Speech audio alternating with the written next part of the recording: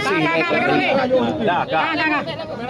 Assalamualaikum warahmatullahi wabarakatuh.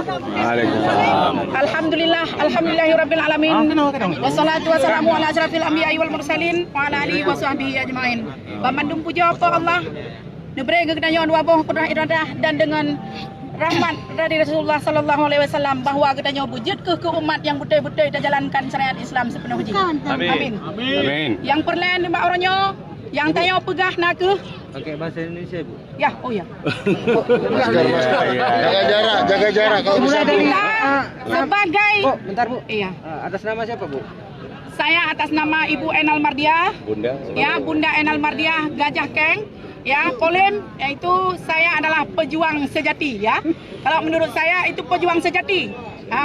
Bahkan saya bukan hari ini saja, saya dari masa dalam peperangan sampai masa perdamaian, sampai titik terakhir darah pun saya akan di sini, tidak akan pindah apabila hal-hal yang kita inginkan tidak akan selesai. Karena kenapa? Yang kita tuntut dalam MOU Helsinki semenjak tanggal 15 Agustus tahun 2005 itu adalah sudah sah sebetulnya apa yang kita buat perjanjian antara Republik Indonesia dengan Gerakan Aceh Merdeka. Jakarta adalah Hamid Awaludin. Untuk kami Aceh adalah Malik Mahmud Al-Haitar. Ketika hari ini sudah 16 tahun apa tuntutan kita dalam MOU Helsinki, butir-butir MOU harus diselesaikan, semuanya harus diteken sesuai dengan aturan dan perjanjian hari ini.